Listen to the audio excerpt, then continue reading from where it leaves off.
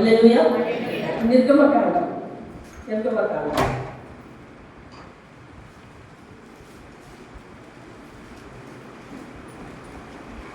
ప్రార్థన చేసి నేను వాక్యాన్ని ప్రారంభిస్తాను. పరిశుద్ధమైనటువంటి ఈ పరిశుద్ధ పాదాలకు వందనాలు చెల్లిస్తాను. ఈ మధ్యాహ్న కాల సమయంలో ప్రభా మమ్మల్ని జ్ఞాపకం చేసుకుని ఈ వాక్యం చేత మాట్లాడాలి. మీ నామాన్ని బయట తెచ్చుకొని మా జీవితాల్లో మీకు కావలసిన రూపం మాకు ఇవ్వండి బాబు. నువ్వు చెప్పినట్టుగా మలుచుకునే స్థితి మాకు ఇవ్వండి. మీ నామాన్ని బయట తెచ్చుకొని మా హృదయాన్ని మేము చెప్పుకుని మీ మాట వినాలని, మీ మాట ప్రకారం చేయాలని నచ్చ చెప్పుకునే జ్ఞానం అందరికీ కలగ చేయమని యేసు నామములో అడిగి వేడుకుంటున్నాను తండ్రి. దేవునికి స్తోత్రం కలుగుతాను. హల్లెలూయా. రైట్. కుర్చీలు ఖాళీగా ఉన్నాయి. కుర్చీలో కూర్చుందాం, లేకపోతే అందరితో పాటు కూర్చుందాం. దేవునికి స్తోత్రం కలుగుతాగా. దేవుడు ఈరోజు మనతో మాట్లాడడానికి సిద్ధంగా ఉన్నాడు. మనం కూడా వినడానికి మన హృదయాన్ని సిద్ధం చేసుకున్నాం. వినడం అంటే చెవులతో వినడం కాదు, హృదయాన్ని పెట్టి మనసును పెట్టి మాట వినడానికి సిద్ధపడడం.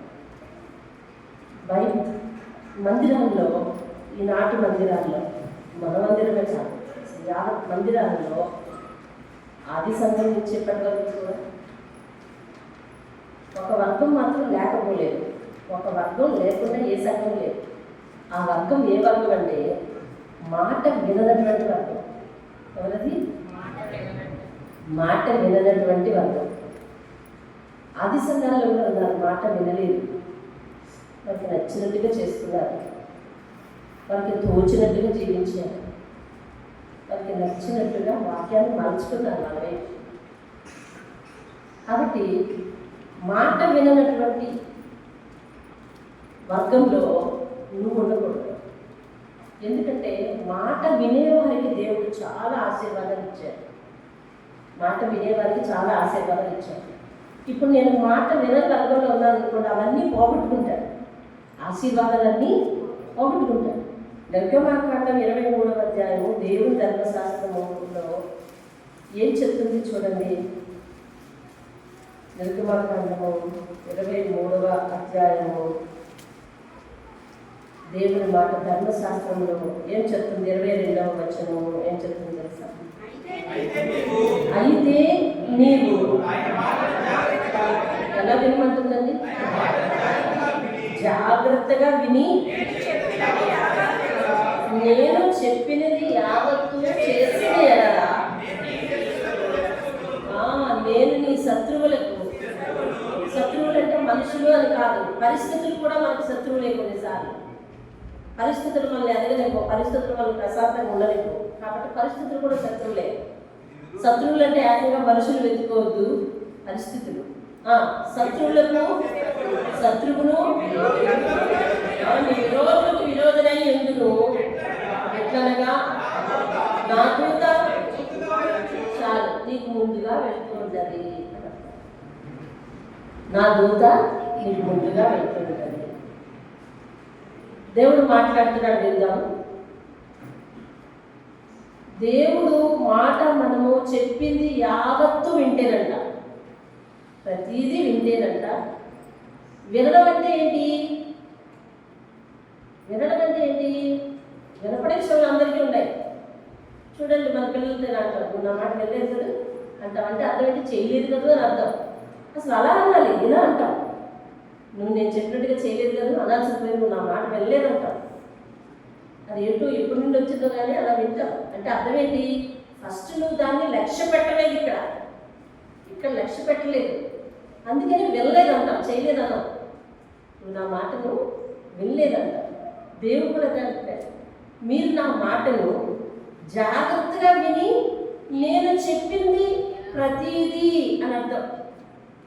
నేను చెప్పిన దాంట్లో మీకు నచ్చినవి కాదు, నేను చెప్పింది యావత్తును మీరు చేస్తే మీకు వ్యతిరేకంగా ఉన్న ప్రతి పరిస్థితికి నేను వ్యతిరేకంగా ఉన్నాను.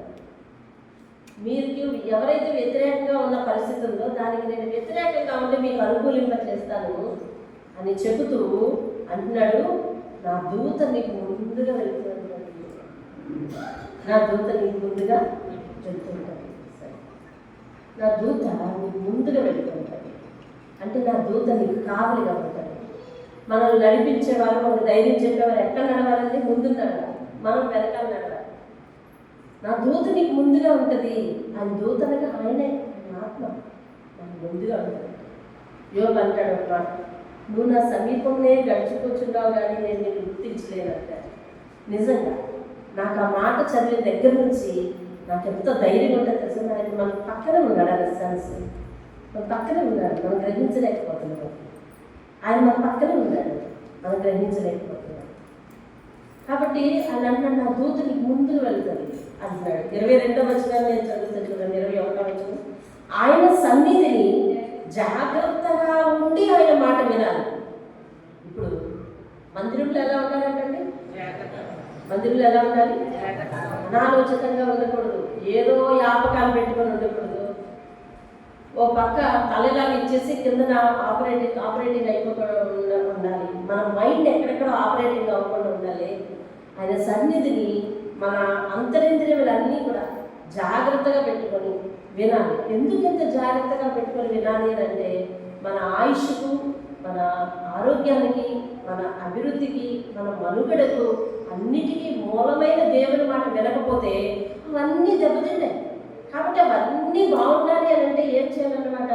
ఆయన మాటను ఆయన సన్నిధిలో కూర్చుని జాగ్రత్తగా వింటూ ఉండాలన్నమాట. దేవుని స్తోత్రం. దేవుడు ఎక్కడైనా మాట మార్చలేదు. ప్రసంగిలో అంటాడు 5వ అధ్యాయం మొదలు, నీవు నీ మందిరంలోకి పోయినప్పుడు నీ ప్రవర్తన జాగ్రత్తగా చూసుకో, జాగ్రత్తగా ఉంటుంది. మందిరానికి వెళ్ళేటప్పుడు జాగ్రత్తగా ఉంటుంది, మందిరానికి వెళ్ళేటప్పుడు జాగ్రత్తగా ఉంటుంది అంటున్నాడు. జాగ్రత్తగా అంటే నేనంటాను, వస్త్రధారణ దగ్గర నుంచి అంతర్గతం వరకు కూడా ప్రతిదీ కూడా, అంటే బయట నుంచి లోపల వరకు కూడా చాలా జాగ్రత్తగా ఉండాలి. సన్నిధిని జాగ్రత్తగా ఉండాలి. జాగ్రత్తగా ఉండి నా మాట వినవలేను, నాయన కోపము రేపవద్దు. అంటే సన్నిధిలో జాగ్రత్తగా ఉండకపోతే ఆయన మాట వినకపోతే ఆయన కోపం వస్తుంది. వినాలి, ఆయన మాట వినాలి. వినండి. ఒక మాట మీకు చాలామంది తెలుసు. అబ్రహాము దేవుడు లేచి నేను చూపించు దేశం ఇల్లు అన్నప్పుడు అతనికి ఒక స్థిరమైన ఇల్లు ఉందంటారా? ఉందా? లేదు. ఒక స్థిరమైన ఇల్లు లేకపోతే ఏ రాత్రి ఎక్కడ తలదాచుకోవాలో దగ్గరగా ఉంటే అది అస్థిరమైన జీవితమే కదండి. కానీ అబ్రహాము రానున్న రోజుల్లో స్థిరపడ్డాడా లేదా? ఎలా స్థిరపడ్డాడు? ఆస్తిలో స్థిరపడ్డాడు, సంతానంలో స్థిరపడ్డాడు, అన్ని విధాలా స్థిరపడ్డాడు. అవునా కదా చెప్పండి. యాకోబు వాళ్ళ ఇంటి నుంచి అకస్మాత్తుగా వెళ్ళవలసిన పరిస్థితి వచ్చింది. అవునా? అన్నీ విడిచిపెట్టి, ఎవరెవరిని? తల్లిదండ్రులను, ఇంటిని, తనకున్న ఆస్తిని వదిలిపెట్టి ఏమీ లేని వాడిగా ఒంటరిగా వెళ్ళవలసిన పరిస్థితి వచ్చింది. అతనికి సాయంత్రం ఎక్కడ పడుకుంటాడో, ఎక్కడ తలదాచుకుంటాడో తెలుసా? తెలియదు. అంటే అస్థిరమైన జీవితమే కదా. అస్థిరమైన జీవితం. అస్థిరమైన జీవితం రానున్న కాలంలో ఎలా అయిందండి? స్థిరమైన జీవితంగా అయ్యింది. దేవునికి స్తోత్రం. అతని సంతానం యోసేపు ఎక్కడో బానిసగా అమ్మబడ్డాడు. ఎప్పుడు తింటాడో తెలియదు, ఎవరు పెడితే ఎప్పుడు పెడతారో తెలియదు, ఎలా ఉంటాడో తెలియదు. అలాంటి అస్థిరమైన జీవితం రానున్న రోజుల్లో అధికారికంగా స్థిరపడిందా లేదా? చెప్పాలి, మీరు రెస్పాండ్ అవ్వాలి. మీకు తెలిసిన విషయం వచ్చింది. దేవుడు నిజంగా నాకు చాలాసార్లు ఆశ్చర్యం వేస్తుంది. ఆది అబ్రహాం దగ్గర నుంచి బైబిల్లో అనేక మంది ఉన్నారు. వాళ్ళ జీవితాల గురించి ఎన్నిసార్లు వినాల్సిందే, నేర్చుకోవాల్సిందే. అన్ని పాఠాలు, ఆత్మీయ పాఠాలు నా జీవితంలో ఇనుబడింపబడి ఉన్నాయి. ఏమండి? ఇనుబడింపబడి ఉన్నాయి. యోసేపుకి అస్థిరమైన జీవితం. తిండి కోసం కూడా స్థిరం లేదు అతనికి. పని చేయించుకుంటారు, పెడతారో పెట్టరో, ఏం పెడతారో. ఏమండి? అటువంటి జీవితం రానున్న రోజుల్లో అధికారికంగా స్థిరపడింది. దేవుని స్తోత్రం. హల్లెలూయా. దావీదు జీవితం ఉన్నట్టుండి అరణ్యాల పాలవలసిన పరిస్థితి వచ్చింది. ఎక్కడ తలదాచుకోవాలి తెలియదు, ఏం తినాలి తెలియదు, ఏం తినాలి తెలియదు, ఎంతకాలం బ్రతుకుంటాడు తెలియదు, ఎంతకాలం బ్రతుకుంటాడు తెలియదు. ఎప్పుడు పడితే అప్పుడు ప్రాణభయం అతనికి. ఏ సమయంలో చచ్చిపోతాడో తెలియదు, ఏ సమయంలో అతను వచ్చి ముట్టడించి చంపుతాడో తెలియదు.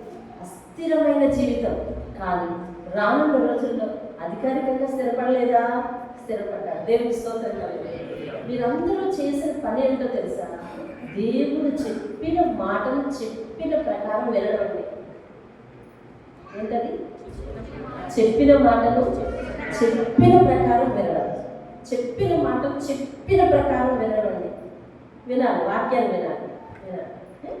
చెప్పిన మాట చెప్పిన ప్రకారం వినడం. నా జీవితంలో సీక్రెట్ అదే. సీక్రెట్ అది. వాళ్ళు కేవలం విని ఊరుకోలేదు, చేశారు. చెప్పిన ప్రకారం చేశారు. దేవుని ఆజ్ఞ ఏదైతే వినపడుతుందో ఆ మాట ప్రకారం చేశారు. దేవుడు ఎలా మారమంటున్నాడో అలా మారి వారి జీవితాన్ని దేవుడికి చూపించారు. ఎలా సాక్ష్యంగా బ్రతకమంటున్నాడో అలాగే ఉన్నారు. ఎలా నీతిగా బ్రతకమంటున్నాడో అలాగే ఉన్నారు. ఎలా భక్తిగా బ్రతకమంటున్నాడో అలాగే ఉన్నారు. ఎలా ప్రార్థనా పరంగా బ్రతకమంటున్నాడో అలాగే ఉన్నారు. ఎలా యథార్థంగా ఉండమన్నారో అలాగే ఉన్నారండి. చెప్పిన ప్రకారం చేశారని వాళ్ళలో చాలా మందికి సాక్ష్యం ఉంది. చెప్పిన ప్రకారం చెప్పిన సమయాన్ని చేశారని వాళ్ళు. సంఘాలలో ఒక వర్గం ఎవరంటే చెప్పిన మాట వినని వర్గం. అలా ఆ వర్గంలో మనం ఉండడానికి వీలు.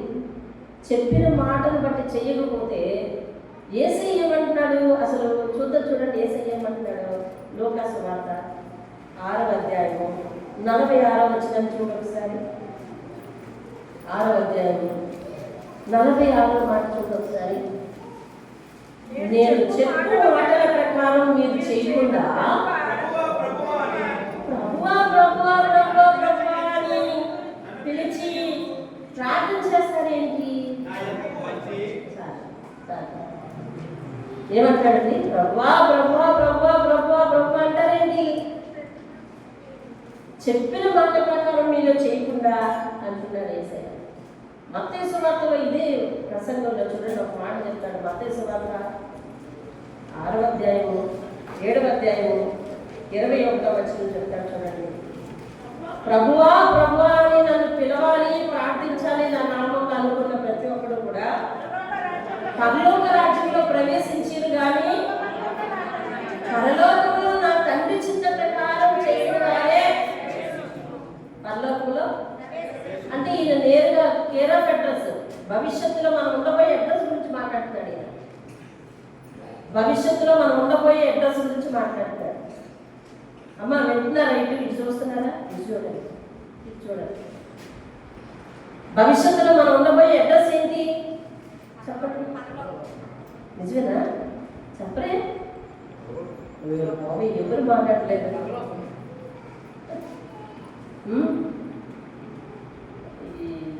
ఇటీవల అందరి ఇళ్లలో గంట ప్రార్థన చేశాను కదా. ఇంకా ఉన్నారు. ఎంతమంది ఇళ్లలో అవ్వలేదు? చేయొద్దండి. అవి గంట ప్రార్థన ఇళ్లలో దేవుడు మొట్టమొదటి మాట్లాడిన మాట ఏంటి తెలుసా? మీకు అందరికీ పరలోకంలో పిలుపుంది, ఆల్రెడీ మీరు పరలోకానికి ఆహ్వానం పొందేశారు అని చెప్తున్నాడు. హెబ్రీయులకు రాసిన పత్రిక 3వ అధ్యాయం 1వ వచనం. పరలోక సంబంధమైన పిలుపులో పాలు పొందిన పరిశుద్ధ జనమా అంటాడు. అంటే ఆల్రెడీ ఇప్పటికే మనకి పరలోకంలో పాలు పంపులు పొందటానికి ఆహ్వానం ఉంది. దేవుడు ఆ అధ్యాయంలో చెప్తాడు. దాని ఆ భాగ్యాన్ని పోగొట్టుకోవద్దు మీరు అని చెప్తున్నాడు. ఇప్పుడు మనందరం పరలోకి వెళ్తామంటే మీకు డౌట్. కానీ దేవుడు ఏమంటాడంటే నేను ఎప్పుడు ఇచ్చేసాను, నేను ఎప్పుడు ఇచ్చేసాను. కానీ ఆ భాగ్యాన్ని పోగొట్టుకోకుండా మీరు జీవించాలి అంటే అందులో ఫస్ట్ సీక్రెట్ ఏంటంటే చెప్పిన ప్రకారం జీవించడం. వాక్యం చెప్పిన ప్రకారం జీవించడం ఫస్ట్ సీక్రెట్. చెప్పిన మాట ప్రకారం జీవించాలి. ఇది అంటున్నాడు. పరలోకంలో ఎవరు ప్రవేశించాలనుకుంటున్నారు? నేను మీ అందరికీ పరలోకం రమ్మని ఆహ్వానిస్తున్నాను.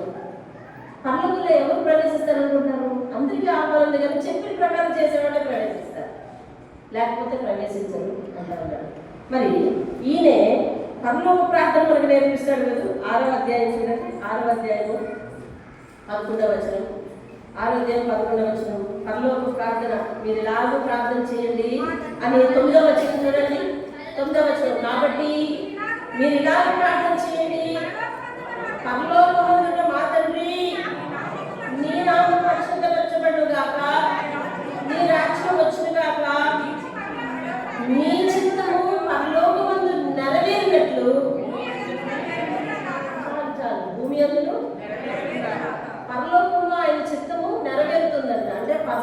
ఆయన ఇష్ట ప్రకారమే అన్నీ జరుగుతాయి.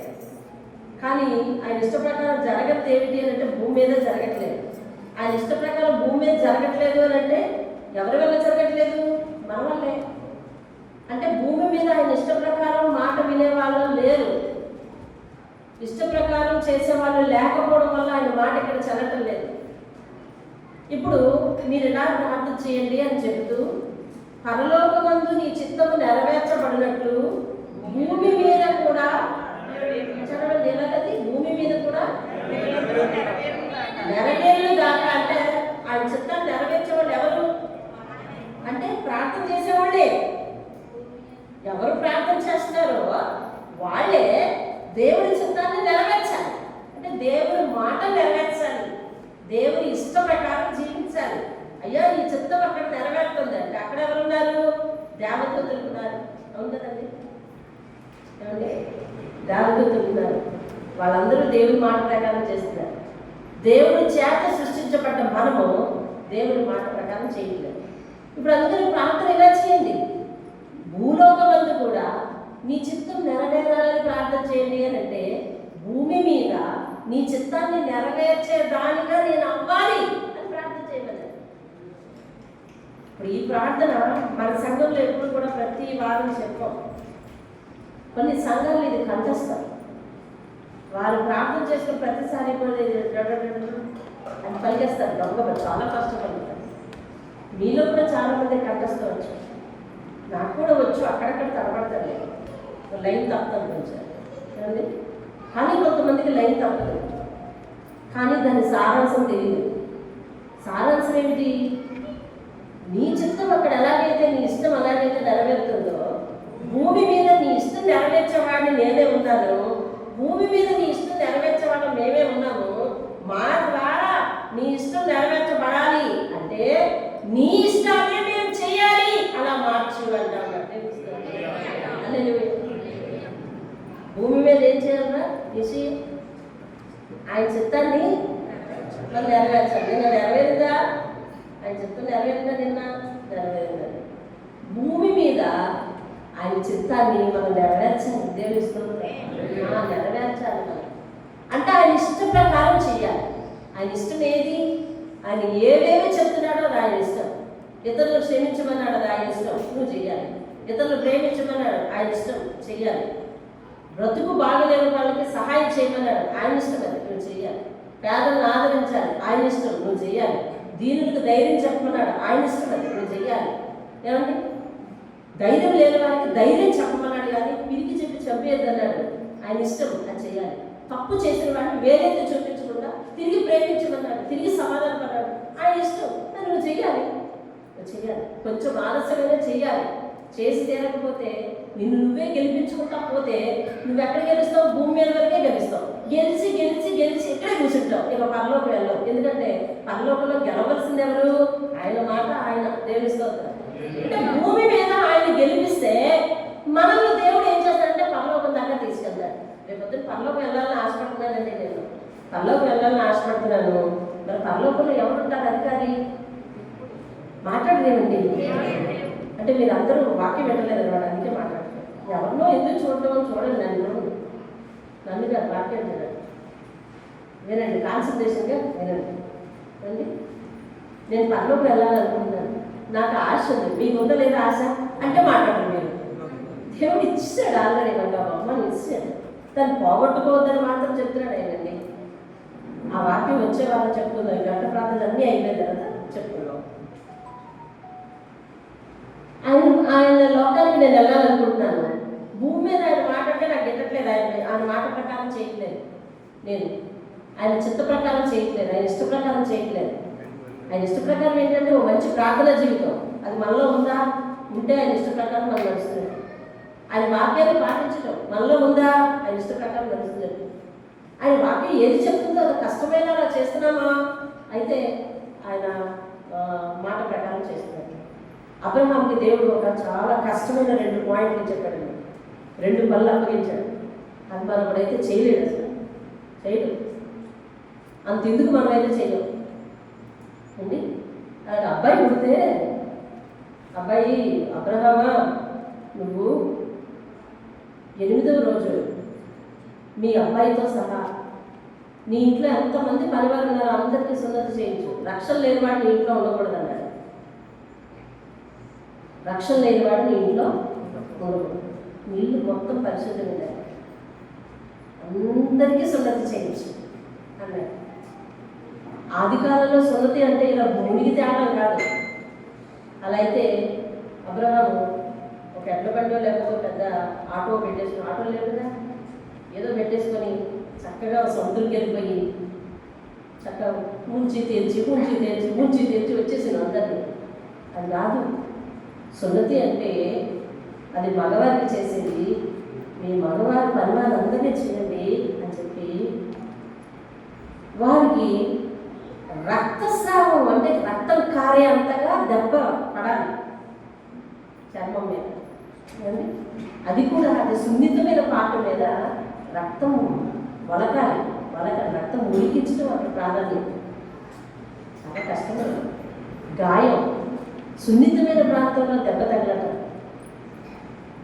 ఎవడండి నేను చేసుకుంటానని పనివాడు ముందుకు వచ్చేస్తాడు. అది పిల్లల కంటే తప్పదు.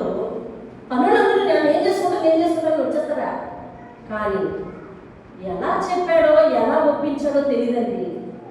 మొత్తం వారి ఇంటనున్న పనివారందరూ కూడా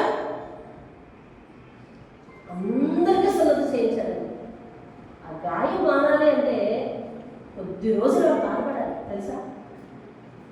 ఆ గాయం మానాలంటే కొద్ది రోజులు బాధపడాలి. ఏ పని చేయలేదు కూడా. ఏమండి, అలాంటి కష్టమైన సంగతిని అబ్రహాము సక్సెస్ చేశారు తెలుసా. కష్టమైన పని. అయ్యా అదేంటి, నా ఇంట్లో అంటే నేను చేస్తాను, కానీ నా పనివాడు నా పర్సనల్ అసిస్టెంట్ ఉన్నాడు, అతను చేపిస్తాను, కానీ మిగిలిన వాళ్ళు అందరూ అంటే ఎలాగయ్యా అని తిరిగేసి అడగలేదు. ఎంతో కష్టమైన పని. అంటే ఎంత చక్కగా ప్రాక్టీస్గా, ఎంత చక్కగా నైపుణ్యంగా, ఎంత ప్రేమగా మాట్లాడి మరి వాళ్ళందరినీ ఒప్పించారు. అండి, ఈరోజు మన ఇంట్లో ఒక్కరిని రక్షించుకోలేకపోతున్నాం. కొన్ని సంవత్సరాల కాలం అవుతున్నా మన ఇంట్లో ఒక్కరికి రక్షణ బాగా ఉండట్లేదు. మన ఇంట్లో ఒక వ్యక్తి ఎలా ఉన్నాడో అలాగే ఉంటాడు తప్ప డెవలప్ అవ్వట్లేదు. ప్రార్థనలో కానీ, దేవుని మాట వినడంలో కానీ, దేవుని సన్నిధిని ప్రేమించి రావడంలో కానీ ఒక్కరు డెవలప్ అవ్వట్లేదు. సంవత్సరాలు తిరిగిపోతున్నాయి జరిగిపోతున్నాయి కానీ ఏమాత్రం కూడా మారలేకపోతున్నాం, మనం మార్చలేకపోతున్నాం. కారణం ఏంటో తెలుసా, స్థిరంగా ఉన్న మారని మన జీవితమే అలా మార్చట్లేదు. మారని మన జీవితమే వారిని మార్చట్లేదు. అబ్రహాము ఎంత వినయంగా, ఎంత ఆత్మీయంగా, ఎంతగా సిద్ధపరిస్తే వాళ్ళందరూ ఆ పని చేస్తారండి. దేవుడు వెంటనే ఏమని సర్టిఫికేషన్ ఇచ్చాడు తెలుసా, అబ్రహాము చెప్పిన ప్రకారం, యెహోవా తనకు చెప్పిన ప్రకారం అని, దేవుడు తనకు చెప్పిన ప్రకారం చేశాడనమాట. అది ఫస్ట్ టాస్క్ అతనికి. చాలా కష్టమైందనే కష్టం కాదు చెప్పండి, చాలా కష్టమైంది కానీ జరిగించాం. ఈరోజు మన పిల్లలు బతిమాలకు లేకపోతున్నాం, సన్నిధిలో కూర్చోయ్యా అని. ఈరోజు మన పిల్లలు బతిమాలేకపోతున్నాం, సన్నిధిలో కూర్చోయ్యా అని. అర్థమవుతుందా? దేవుని రక్షణకి వాళ్ళకి ఎప్పుడు వెళ్తుంది? మొత్తం అబ్రహాము ఇంట్లో వాళ్ళందరూ కూడా ఈరోజు రక్షణ కలిగి ఉన్నారు. ఎందుకో తెలుసా, దేవుని యొక్క కష్టమైన ఆజ్ఞను ఇష్టంగా చేసుకొని చెప్పిన ప్రకారం చేశారని వాళ్ళు. దేవుని స్తోత్రం. అందుకే అబ్రహాము అంతగా ఆశీర్వదింపబడ్డారు. రెండవ టాస్క్ ఏంటి, నీ కుమారుని నాకు బలిగా ఇవ్వు. రెండో టాస్క్. ఈ టాస్క్లో ఎవరు ఎదుగుతారండి? ఇది ఎవరు చేయగలరు? కానీ అబ్రహాము చేసి చూపించడానికి వెళ్ళిపోతే దేవుడు ఎలా సహాయపడ్డాడో మీకు తెలుసు. అల్టిమేట్గా దేవుని ఇష్టాన్ని మనం జరిగించేవారు అవ్వాలి. అంతే, దేవుని ఇష్టాన్ని జరిగించేవారు అవ్వాలి. నిన్న సాయంత్రం వాక్యాలు అనుకుంటా దేవుడు 2 విషయాలు మాట్లాడతాడు. ఇదిగో నువ్వు చూసుకుంటే నీ జీవితంలో చూసుకో, లేదా పైకి దేవునికి చూడు. అంతేగాని ఇటువైపు చూసి ఏళ్ళ జీవితంలో ఏళ్ళటకు, ఇటువైపు చూసి ఏళ్ళ జీవితంలో ఏళ్ళటకు, ఆడెలా పోతున్నాడు ఇంకెలా పోతున్నాడు ఈ విషయాలు పట్టించుకోకు. ఇటు మెడ దెబ్బకు, మెడ ఇటు పడుతుంది. అయితే చూసుకుంటే నీ జీవితంలో చూసుకుని నువ్వు సరి చేసుకో, లేదంటే పైకి చూసి దేవుడిని నన్ను సరిచేయమని అడుగు అని మాట్లాడాడు. ఏమండి, ఇలాగే దేవుడు ఇలాగే మాట్లాడే కాబట్టి ఇలాగే జీవించేవాళ్ళు ఎంతమంది అంటే చెప్పిన ప్రకారం చెప్పిన ప్రకారం అంటే మాట నీకు వినబడిన దాని ప్రకారం నువ్వు జీవించాలి కదా. అది చాలా కష్టం చెయ్యాలి. అయినా దేవుని స్తోత్రం. ఇప్పుడు ఈయన అంటున్నాడు, నీ చిత్తం పరలోకమందు నెరవేరుచున్నట్లు భూమి యందు కూడా నెరవేరును గాక. అంటే భూమి మీద నెరవేర్చేవారు ఎవరు? మనమే ఆయన మాటను నెరవేర్చాలి. అది మా కిందకి వెళ్తూ అంటున్నాడు 12వ వచనము అండి, మా రుణస్థులను మేము క్షమించిన ప్రకారము మా రుణములను కూడా క్షమించు. మా రుణస్థులను మేము క్షమించిన ప్రకారము మా రుణములను క్షమించు. ఆల్రెడీ వాక్యం ఒకసారి చర్చ ఓపెన్ తర్వాత చెప్పుకున్నామండి ఈ వాక్యం. అయినా కూడా చూడండి ఆ ప్రార్థన ఎట్లా చేస్తున్నాడు. ప్రార్థన చూడండి, పరలోక ప్రార్థన చాలా ఇంపార్టెంట్ అసలు. అంటే కంటతా పెట్టి చేసేది కాదు, జీవితంలో ప్రతి అడుగులో పాటించేది. ఏంటండి పరలోక ప్రార్థన?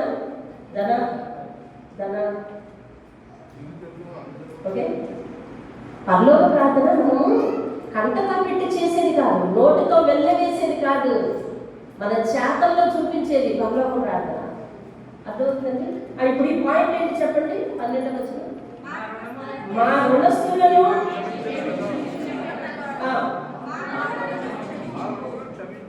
అంటే ముందు క్షమించేది ఎవరు అంటే చూసావా? అంటే మేము చేసిన ప్రకారం మాకు చెయ్యాలని మనమే ప్రార్థించుకొని అడుగుతాడు దేవుడు. అర్థమవుతుంది? మేము చేసిన ప్రకారము, మేము విత్తిన ప్రకారము మాకు పండియ్యా, మేము ఏది చేస్తే అది మాకు తిరిగి బదులుగా ఇయ్యా అని మనల్ని ప్రార్థించబడతాడు. మా రుణస్థులను మేము క్షమించిన ప్రకారం అంటే ముందు నువ్వు క్షమించబడాలి అంటే నువ్వు క్షమించాలి. ముందు నీకు సహాయం కావాలి అంటే నువ్వు సహాయం చేయాలి. ముందు నీకు వాదార్పు కావాలి అంటే నువ్వు ఎవరినైనా వాదార్చి ఉండాలి. నువ్వు పడగొట్టకుండా నిలబడగలగాలంటే నువ్వు ఎవరినైనా పడగొట్టకుండా నిలబెట్టి ఉండాలి. అదోవిధంగా నీ మీద ఎవరు చెడు పలకుండా ఉండాలంటే నువ్వు ఎవరు చెడు పలకుండా ఉండాలి. అదోవిధంగా నీకు ఇతరుల ప్రేమ దక్కాలి, నీ ఇతరుల దగ్గర నుంచి నీకు ఆధారం దక్కాలి అంటే నువ్వు ఇతరులకు ప్రేమించుండాలి, ఇతరులు ఆదరించాలి. ఫస్ట్ నువ్వు చేయాలి, తరువాత దేవుడిని అడగాలి, అప్పుడు దేవుడి దగ్గరికి వస్తుంది. అర్థమైందా? అసలు ఆ పరమాత్మను ఆలోచించకుండా కంటతా పెట్టి కంటతా పలకడం వల్ల లాభం లేదు. అందుకని లోకాసులు అంటే నేను చెప్పిన మాటల ప్రకారం చేయకుండా ప్రభు అంటాడండి. అసలు ఏంటా ప్రార్థన అడుగుతున్నాడు దేవుడు. ఏంటా ప్రార్థన? అసలు నేను చెప్పింది చేయవు, చెప్పింది కడిసేలో పెడతావు, ప్రభు అంటావేంటి? విశ్రాంతి దినాన్ని క్రమం తప్పకుండా పాటించాలనేది ఆజ్ఞ ఉంది, అవునా కదా? ఎంతోమంది ఆజ్ఞ కోసము ఆజ్ఞ తెలుసు, కానీ ఈ సంఘంలో చాలా మంది అంతకు ముందు ఆదివారం అంటే ఒక కమిట్మెంట్ లేని వాళ్ళు. కానీ దేవుని మాటలు విన్న తర్వాత ఆజ్ఞ ఉంది, ఆజ్ఞ పాటించాలని తెలుసు, కానీ దేవుని మాట విన్న తర్వాత చెప్పిన మాట ప్రకారం చేస్తే ఆశీర్వాదం ఉందన్న సంగతి తెలుసుకున్న తర్వాత విన్న తర్వాత ఈవేళ ఆదివారం నాడు దేవుని సన్నిధికి రాకుండా ఉండలేని వారు చాలా మంది ఉన్నారు. రాలేకపోతే ఏదో పోగొట్టుకున్నట్టుగా ఫీల్ అయిన వారు చాలా మంది ఉన్నారు. దేవుని కార్యాలకు అటెండ్ కాకపోతే వారి జీవితంలో ఏదో నష్టపోయినట్టుగా ఫీల్ అయ్యేవారు ఉన్నారు. ఉదయం రాకపోయినా దేవుడు ఇచ్చిన అవకాశాన్ని సాయంత్రం ఉపయోగించుకునే వాళ్ళు ఉన్నారు. ఆదివారాన్ని కోల్పోకుండా అతి జాగ్రత్తగా ముందు నుంచి ప్లాన్స్ వేసుకునే వాళ్ళు ఉన్నారు. ఇలా మారారు. కారణం ఏంటంటే మారిన నీ జీవితం దేవునికి సాక్ష్యం. మారిన నీ జీవితం దేవుని సాక్ష్యం. నువ్వు మారాలని ఇక్కడ ఎవరైనా అనుకున్నారా? అనుకోవాలి కదా. నీలో మార్పు వచ్చిందని భూమి మీద ఎవరైనా అంటారా? అన్నారు కదా. అప్పుడు దేవుని దగ్గర నీ జీవితం ఎంత ఉందో తెలుస్తుందండి. రాత్రి తబిత అనే ఒక ఆవిడ చనిపోయింది. వాక్యంలో రాత్రి వాక్యం చెప్పాను కదా, ఆత్మీయ ఏంటి మీలో చాలా మంది ఆత్మీయ కోరిక అవసరం లేదు. సతీష్ కదా గుర్తులేదు. మీరు అందరూ బిజీగా ఉన్నారు. గృహలక్ష్మి అవసరం లేదు, మీ కాలనీలోనే ప్రార్థన వద్దు. ఏమండి ఎవరో కొత్తపేట నుంచి పరిగెట్టుకు వస్తున్నారు ఆ ప్రార్థన కోసం. సరే ఏమండి తబిత నాడు చనిపోయింది. ప్రార్థన చనిపోతే ఆమె కోసం చాలామంది ఏడ్చుకుంటూ వచ్చారండి. వచ్చి ఆమె చేసిన పనుల గురించి చెప్తున్నారు. ఆమె చాలా మంచిదండి, ఆమె చాలా ధర్మకార్యాలు చేసిందండి, ఆమె చాలా సత్క్రియలు చేసిందండి అని చెప్తారు. ఇంతకీ ఆమె గురించి బైబిల్ ఏం రాసిందో తెలుసా? తబిత అనే ఒక శిష్యురాలు అని రాసింది. ఎవరండి? తబిత అను ఒక శిష్యురాలు. ఎవరి శిష్యురాలు? దేవుని శిష్యురాలు. దేవుని తగినట్టుగా, దేవుని గుణగణాలకు తగినట్టుగా ఉండాలి కాబట్టే ఆమెకు మంచి సాక్ష్యం వచ్చింది. అటెండ్ వస్తున్నారు మంచిదండి అంటారు, ఇటెండ్ వస్తున్నారు మంచిదండి అంటారు, అటెండ్ వస్తున్నారు మంచిదండి అంటారు, ఏడ్చుకుంటూ వస్తున్నారనట. ఎలా వస్తారండి? ఏడ్చుకుంటూ దుఃఖపడతా వస్తారంట. ఆమె కోసం పరిశుద్ధాత్ముడు మాట్లాడుతున్నాడు. అదే వాటిని మొదటి దేవాలలో చెప్పండి. పరిశుద్ధాత్ముడు మాట్లాడుతున్నాడు.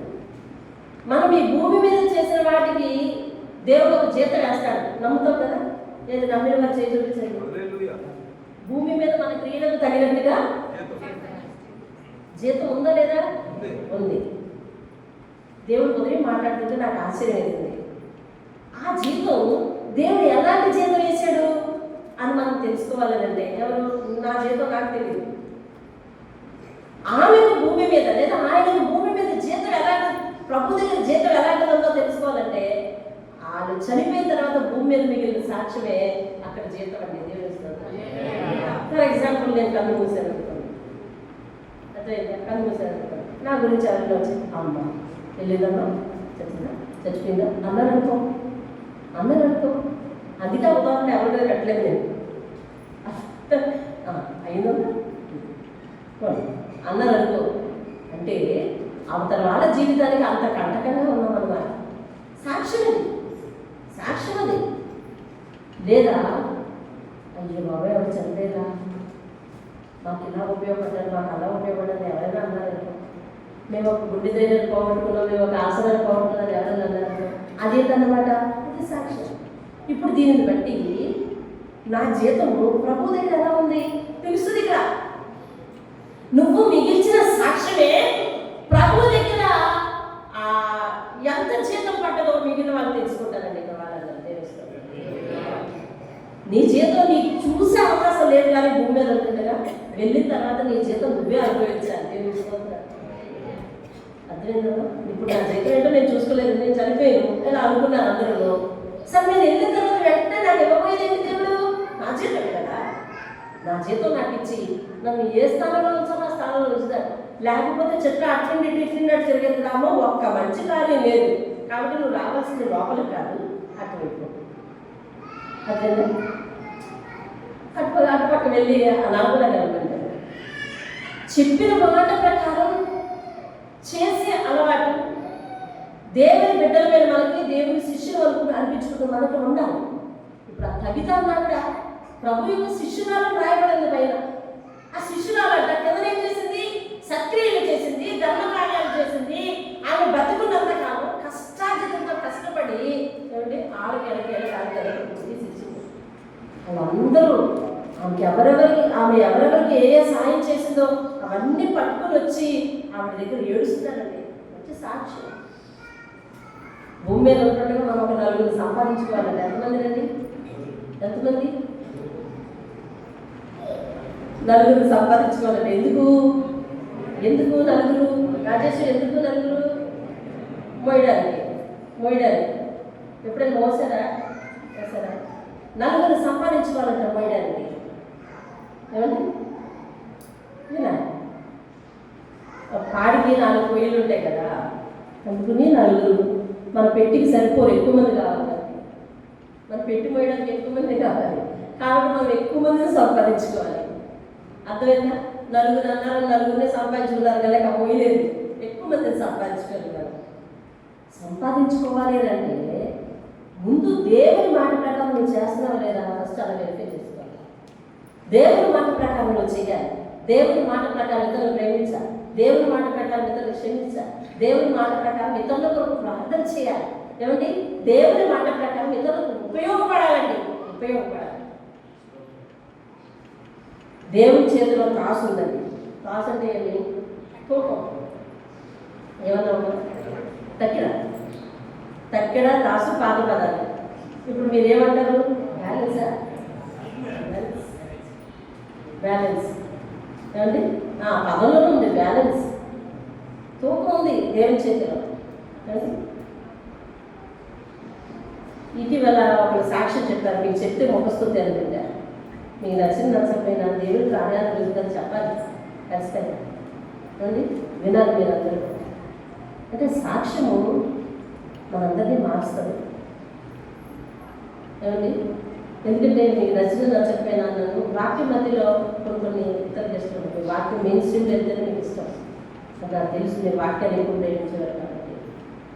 ఏమండి మన సంఘంలో మస్తాన్ ఉన్నాడు. వారం అంతా ఎలా బ్రతుకుతాడో తెలియదు. వారం నాడు మాత్రం వారం పొద్దునాడు 10 మంది భోజనం పెట్టుకోలేదు. ఎలా బ్రతుకుతాడో మనకు అనవసరం. వారం నాడు ఎలా మిగిల్చుకుంటాడో, ఏం పని చేస్తాడో ఏదో తెలియదు. 10 మంది భోజనం పెట్టుకుంటాడు. ఇది ఎప్పటి నుండి చేస్తాడు? ఎప్పుడు నుండో చేస్తాడు. అండి వారు పెట్టుకోమన్న హాస్టల్లోని 2 సంవత్సరాల నుంచి మెస్ బిల్ కట్టలేదట. ఆ మెస్ ఏమంటారు, ఎవరైనా వాడినా పిలిచి ఆమెను ఇలా అందంట. ఎంత చక్కగా మాట్లాడిందో చూడండి. ఆవిడ సాత్విమనో అండి, నీ బిల్లు కట్టుకోవడం ఎలా ఉంటుందో ఉద్దేశిస్తుంది. నువ్వు మనిషివేనా? నీకు అన్నం తినడానికి ఎలా మనసు వస్తుంది అని చెప్పి మాట్లాడింది. మరి దేవుడికి వీళ్ళు చేసిన దానికి ప్రతిఫలం ఏది? పరలోక ప్రార్థన ఏమంటారు? నువ్వు చెయ్యు, నీకు చేస్తానన్నాడు కదా. ఈ మాట తెలిసి ప్రభా డబ్బులు సమకూర్చు అని వీళ్ళు ప్రార్థన చేస్తారు. 2 రోజుల తర్వాత ఏమైందో ఆవిడే పిలిచి, అమ్మ నీ విషయంలో నేను తప్పగానే మాట్లాడాను, అవసరమైతే ముందు నేను డబ్బులు చెప్తాను, నేనే కడతానని చెప్పి కట్టిందని. తోకం సరిపోయిందా లేదు చెప్పాను. తోకం సరిపోయిందా లేదా? కొన్ని వాళ్ళ విషయం అనుకుంటారు, నేను స్వతహాగా అనుభవించింది నేను చెప్పాను. మా అమ్మ ఇక్కడే ఉంది. ఎవరో ఒక ఫ్యామిలీ మా నాన్నగారిని ఆనుకుని, మా నాన్నగారు వైజాగ్లో ఉన్నారని తెలిసి ఒక ఫ్యామిలీ వచ్చేసింది. వాళ్ళకి ఎక్కడ పని దొరకలేదు. అయితే ఆ ఫ్యామిలీని పోషించడం కోసం మా అమ్మని ఇంటి దగ్గర నుంచి క్యారేజ్ కట్టమని, నాకు అన్నం సరిపోవట్లేదు ఎక్కువ పెట్టమని, ఆ వచ్చిన క్యారేజ్ నేరుగా వాళ్ళ ఇంటికి పంపిస్తారు. మా నాన్న నాకు ఒక్క కప్పు సరిపోవట్లేదు ఎక్కువ పెట్టు అని చెప్పి ఎక్కువ వండించి ఎక్కువ పెట్టించి అది ఉదయానికి సాయంత్రానికి అది సర్దుకునేలాగా అలా పంపించారు. ఒక్క మనిషి పెట్టింది అది 2 పూటలు సర్దుకోవాలన్నమాట. అలా ఎన్ని రోజులు చేశారో తెలుసండి? ఇంచుమించు 1.5 సంవత్సరాలు 2 సంవత్సరాల పైనే. 1.5 సంవత్సరాల పైనే, అంతవరకు తెలుసు కరెక్ట్గా నాకు. 1.5 సంవత్సరాల పైనే చేశారు. ఆ తర్వాత సాయంత్రం 6 గంటలకు వచ్చి ఆవురవ్వ బట్టి అన్నం పెట్టమనేవారంట. మా అమ్మకు అనుమానం వేసేది, ఉదయం ఎంత ఒత్తి 2 కప్పులు పెడితే సాయంత్రం 6 గంటలకు ఆవురవ్వ పట్టనండి ఇలా అని చెప్పి. అయినా మగవాడిని అడగలేం కదా, కొన్ని అడిగితే నీకు ఎందుకు అన్నీ నీకు చెప్పదా? ఇవేనా మీ సమాధానాలు? అంతేనా? నీకెందుకు సరే సంవత్సరం. దేవుని తోపం కరెక్ట్ ఉండదండి. దేవుని తోపం కరెక్ట్ ఉండదు. నేను ఇంటర్మీడియట్ చదువుకున్నప్పుడు నన్ను మ్యాథ్స్ ట్యూషన్లో జాయిన్ చేశాను. మా నాన్న ఎంపీసీ తీసుకున్నాను, మ్యాథ్స్ ట్యూషన్లో జాయిన్ చేశారు, ఫిజిక్స్ ట్యూషన్లో జాయిన్ చేశారు. మ్యాథ్స్ ట్యూషన్ అయిపోయింది. ఆయన ఏమో కాలేజీకి రెడీ అయ్యేవాడు. మిగిలిన పిల్లలందరూ తెచ్చిన టిఫిన్ ఓపెన్ చేసుకొని తినేవారు. నేను ఒక మూల కూర్చొని ఇంటికి తినేసి వచ్చానని చదువుకుంటేదాన్ని. ఒకనాడు మా నాన్నగారు మధ్యాహ్నం భోజనం పట్టుకొని వచ్చి కాలేజీకి వచ్చినప్పుడు ఆయన కనిపించి పాప క్యారెట్ తెచ్చాను. ఏం ఉదయాన్నే పంపరా? ఉదయాన్నే వండేసి పంపకూడదా? మీరు అక్కడి నుంచి ఎలా వచ్చారని అడిగారు. లేదండి, ఇది పరిస్థితి, వస్తే తెచ్చి పెట్టి వండి తనకు తీసుకురావాలి, ఉదయాన్నే క్యారేజ్ కట్టడానికి అవ్వటం లేదు, టిఫిన్ కూడా చేయకుండా వచ్చేస్తుంది పాప అని చెప్పి. ఆయన క్రైస్తవుడు, ఆయన మనసు కరిగిపోయేమో. ఆ తర్వాత రోజు నుంచి అది ట్యూషన్ అయిపోయిన వెంటనే, ఆ పాప కూడా మా క్లాసే. ట్యూషన్ అయిపోయిన వెంటనే ఆమె బైపీసీ, నేను ఎంపీసీ. ట్యూషన్ అయిపోయిన వెంటనే ఆమె పిల్లలతో పాటు రోజు టిఫిన్ పెట్టించేవాడు. నాకు తిన్నదాన్ని నేను సంవత్సరం తిన్నదా, సంవత్సరంలో ఒక టిఫిన్ పెడితే నేను తిన్నాను. అందుకే ఈరోజు ఎవరైనా ఆకలి అంటే నిజంగా ఉందా లేదా, లేకపోతే ఎందుకు అడుగుతున్నారు నాన్న నాకు అనవసరం. నా దాకా విన్నపం వచ్చిందంటే నేను గప్పుకుని చేస్తాను. చేయాలి. సంవత్సరంన్నర పోషించండి ఆయన. సంవత్సరం చివరిలో నువ్వు ఫీజు ఇవ్వక్కర్లేదు అన్నారండి. ఈనాడు ఫిజిక్స్ సార్ ఫ్రెండ్స్ అండి.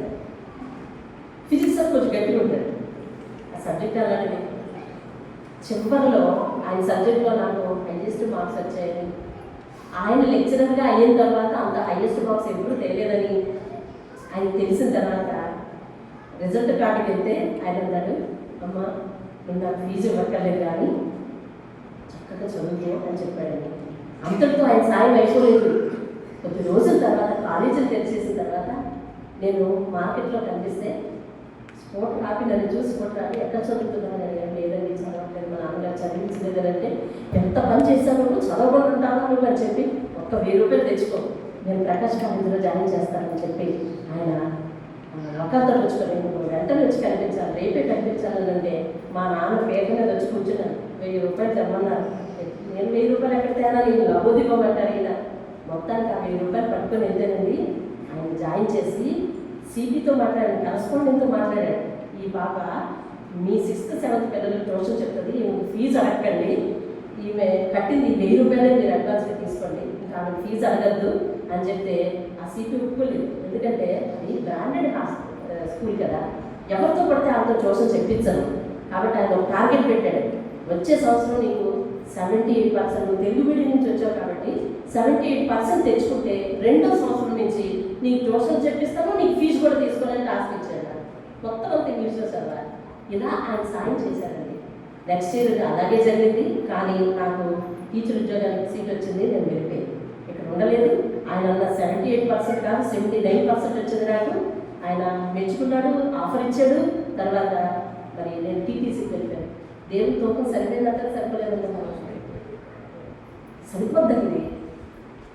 దేవుడు అన్వేషిస్తున్నాడు. ఆయన మీద ఆధారపడిన వారిని సిగ్గుపరచండి, ఆయన మీద ఆనుకున్న వారిని ఆటంతో ఉంచదండి. ఆయన మాట విన్నవారంటే ముద్దండి ఆయనకి ముద్దు. ఆయన మాట విన్నవారంటే ముద్దండి. దాచిపెడతాడండి, దాచిపెడతాడు. ఆయన మాట విన్నవారు దాచిపెడతాడండి. దాస్తాడు, మనకు అవసరమైన వాళ్ళు దాస్తాడు. ఆయన మాట వినేవారి మీద ఆయన దృష్టి అండి. ఆయన మాట వినేవారి ముందు నడవాలని ఆయన ఆలోచన అండి. ఆయన మాట వినేవారి మీద ఆయన చెయ్యి ఉంచాలనే కోరికండి ఆయనకు. నేను ప్రకటించే దేవుడు మనకు పరిపాలన చేసే దేవుడు కాదు, పాలించి లాలించే దేవుడు అండి. ఆయన చేతుల్లో ఒక తండ్రి వంటి ఆదరణ పొందుకుంటామండి. ఒక తండ్రి వంటి ఆదరణ మాట వినడం చేత కాదా, ఏం పొందుకోలేదు. మాట వినడం చేత కాదా, ఏం పొందుకోలేదు. ఏమి విత్తుతున్నామో జాగ్రత్తగా చూసుకో, పంటకు వస్తామంటే ఆయన మాట వినడం చేత కాదా. నా స్వభావం ఇంతే అనకూడదు. అలా అనుకుంటే పౌరులకు మారాడు. నా స్వభావం ఇంతే అనకూడదు. బిడ్డలో ఉన్న ప్రతి కడుపు కూడా దేవుని మాట వినాలి. బిడ్డలో ఉన్న ప్రతి హృదయం కూడా దేవుని మాట వినాలి. బిడ్డలున్న ప్రతి బ్రతుకు కూడా ఇతరుల బిడ్డల కోసం ఆలోచించి ప్రార్థన చేయాలని మీకు విషయం తెలుసా, మనం మన కోసం బ్రతికేవారు కాదండి. మనం మన కోసం బ్రతికేవారు కాదు. రాత్రి మాట్లాడినాడు, ఏం మాట్లాడినాడు, ఉదయం నుంచి సాయంత్రం వరకు ఏం చేయాలి, మన కష్టాలను మనం చేసుకోవాలి. సాయంత్రం నుంచి వచ్చాక ఏం చేయాలి తెలుసా, ఆయన పని చేయాలి. ఆయన పనిలో బహు ప్రాధాన్యత ఏంటో తెలుసా, ప్రార్థన. నీ కుటుంబం కోసం ముందు చేసుకో, తర్వాత ఇతరుల కొరకు ప్రార్థించండి. ఇతరుల కొరకు నువ్వు భోజాన్ని ప్రార్థిస్తే నీ జీవితంలో ఆశీర్వాదం కురిపిస్తాడు ఆయన. నీకున్న దానిని బట్టి ఇతరులు పెట్టడానికి ప్రయత్నించు, ఇతరులను ఆదరించడానికి ప్రయత్నించు. ఎవరైనా కనిపిస్తే ఒక ముద్ద పెట్టడానికి ప్రయత్నించు, ప్రేమగా మాట్లాడడానికి ప్రయత్నించు. అంతే అంతే.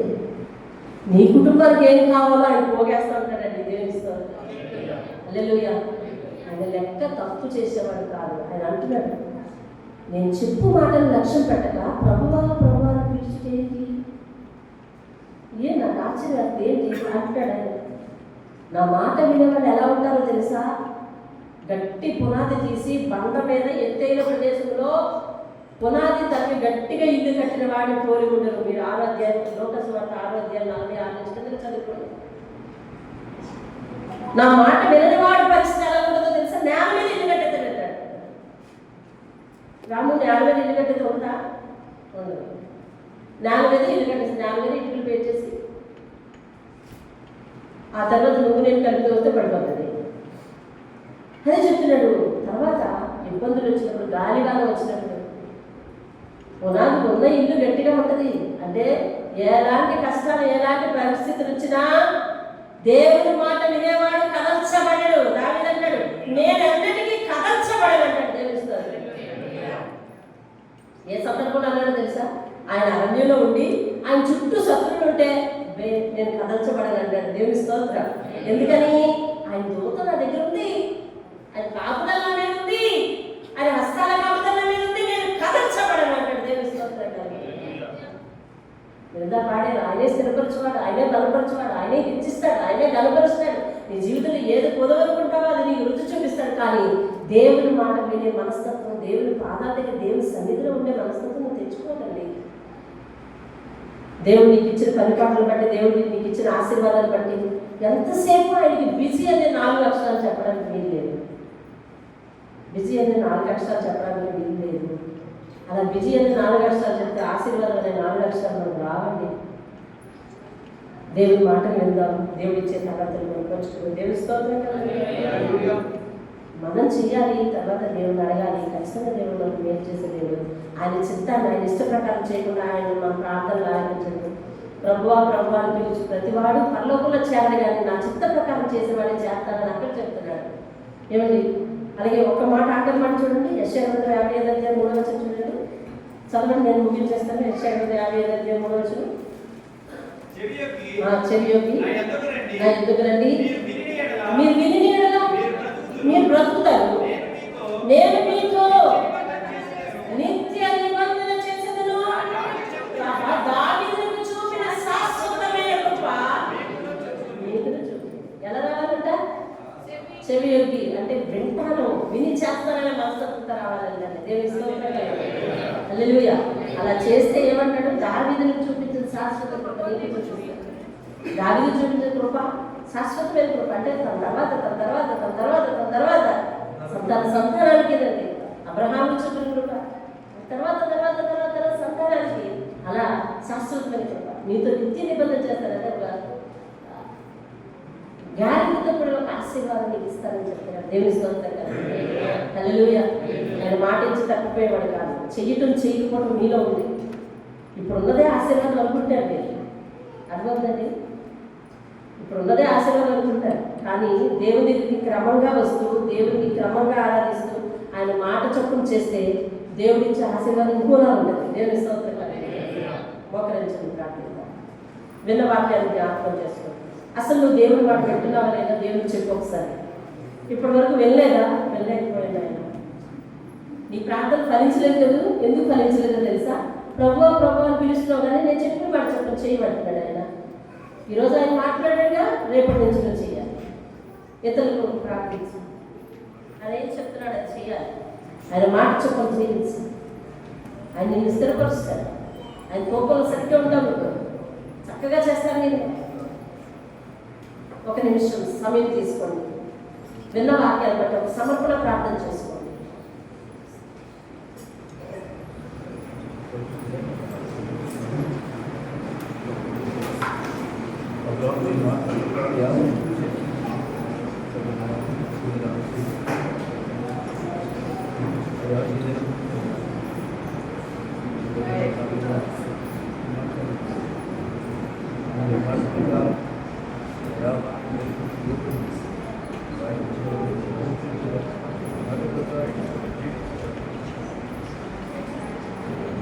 ప్రార్థన చేస్తున్నాను.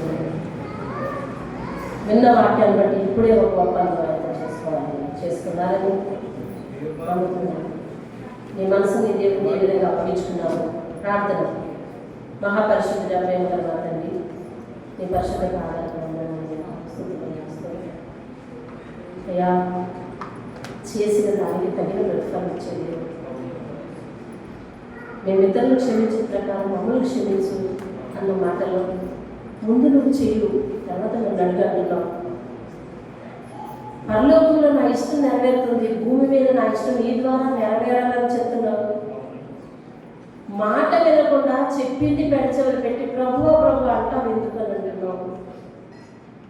ప్రభువా ప్రభు అని పిలిచి నా నామంలో ప్రార్థన చేస్తే అందరూ పరలోకం వచ్చేస్తారా? నా చిత్త ప్రకారం చేసిన వారే కదా అని అంటున్నావు.